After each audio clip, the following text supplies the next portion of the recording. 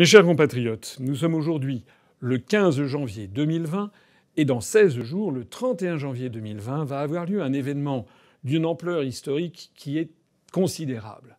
Je veux bien entendu parler du Brexit. Le 31 janvier, à 23h heure de Londres, à minuit heure de Paris et heure du continent, le Royaume-Uni sortira de l'Union européenne après, comme vous le savez, plus de 3 ans et demi de tergiversation. C'est un événement d'une très grande ampleur puisque je suis absolument convaincu que les historiens, dans 50 ans ou dans 100 ans, considéreront que c'est à partir de ce jour que la prétendue construction européenne a commencé à se déliter et à se détruire pour de bon. Comme vous le savez, notre mouvement politique milite depuis plus de 12 ans pour que la France suive ce chemin, se libère de la dictature européenne, de cette structure sans aucune légitimité, et d'ailleurs dépourvue de toute légitimité démocratique réelle en France, depuis que 55% des Français ont voté non à la Constitution européenne en 2005. Nous avons décidé de fêter cet événement historique qui est le Brexit.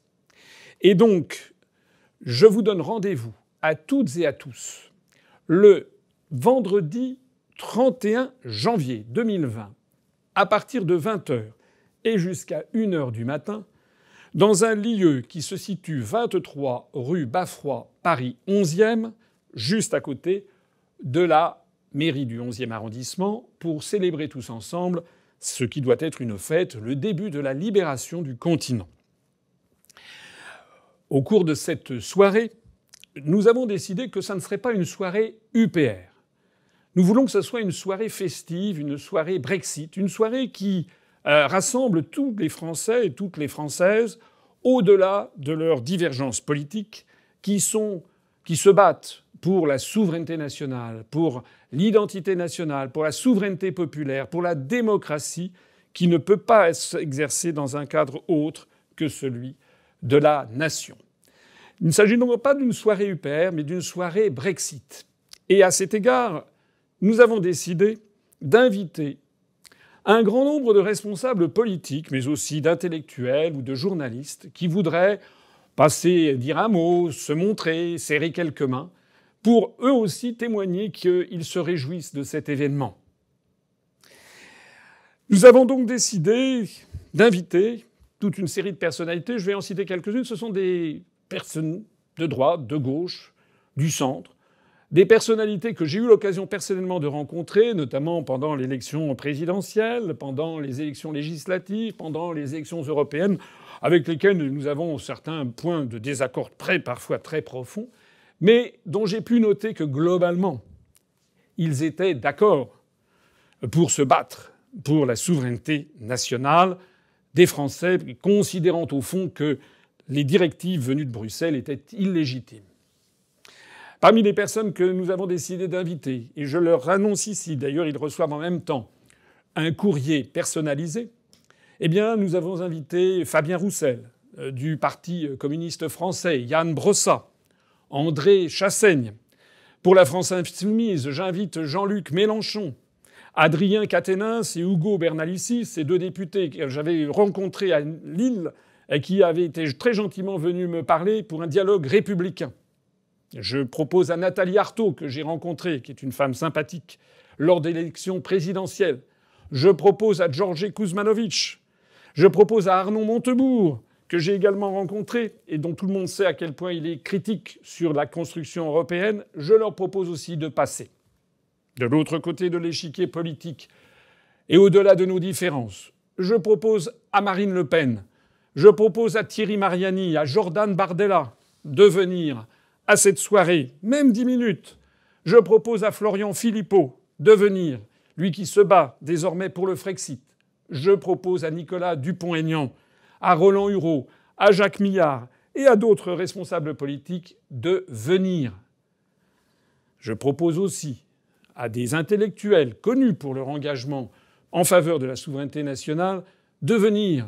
Emmanuel Todd, Michel Onfray, Annie Lacroix, Jacques Sapir, Charles Gave, John Logland, Philippe Béchade, Charles Sana, Olivier Berruyer, François Boulot et tant d'autres qui vont recevoir une invitation. Je propose aussi à des responsables politiques qui ont pris leur retraite, mais qui se sont engagés pour la souveraineté nationale. Je pense par exemple à Jean-Pierre Chevènement, que je connais, ou François Fillon, qui a travaillé auprès de Philippe Séguin, qui était un des grands partisans, le leader du non au traité de Maastricht. Je leur propose aussi de passer.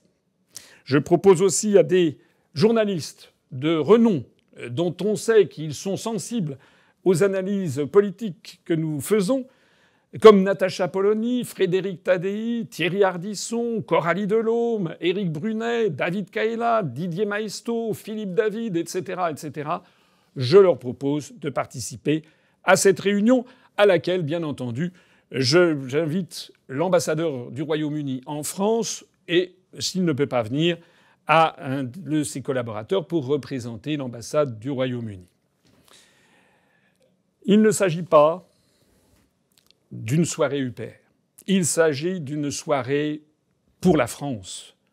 Il s'agit d'une soirée pour la souveraineté nationale, retrouvée. Vous savez, vous savez que j'aime l'histoire de France, et je pense à cet événement qui a eu lieu aux alentours du 20 juin 1815, quelques jours après le désastre de Waterloo, où les troupes en déroute de Napoléon Ier, de la Grande Armée, se sont rencontrées avec des troupes qui étaient restées fidèles à Louis XVIII, qui, après les 100 jours, étaient allées se réfugier à Gand.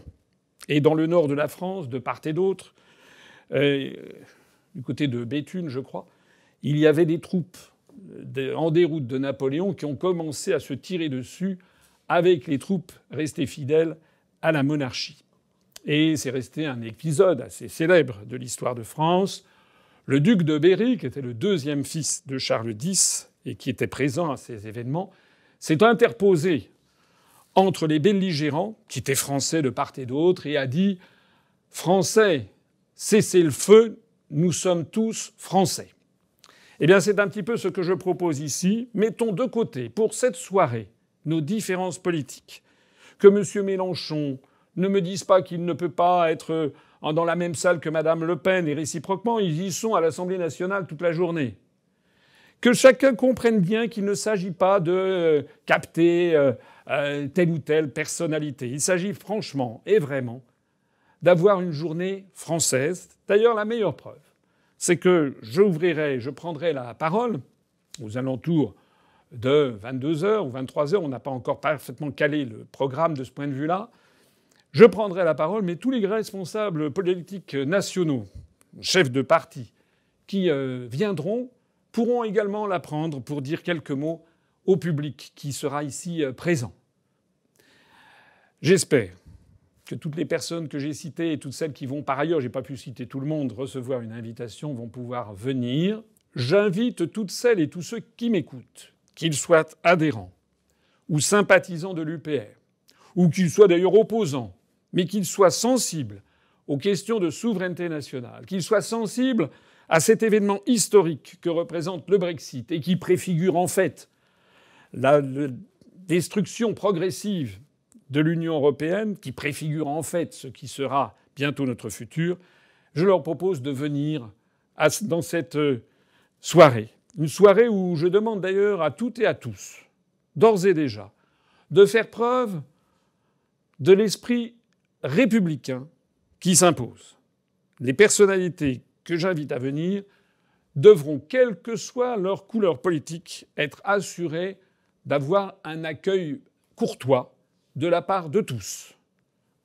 Que vous soyez pour ou contre tel ou tel parti politique, et je sais très bien qu'à l'UPR, où il y a des Français qui viennent de tous les horizons, certains tiqueront peut-être de voir telle ou telle personnalité, je leur demande, je les conjure même, compte tenu de la gravité de la situation de notre pays, de savoir pour une fois outrepasser nos oppositions pour le temps de cette soirée, célébrer tous ensemble la première libération d'un des plus grands pays de l'Union européenne, le Royaume-Uni. Vive le Brexit. Vive le Frexit. Vive le Royaume-Uni. Vive la France.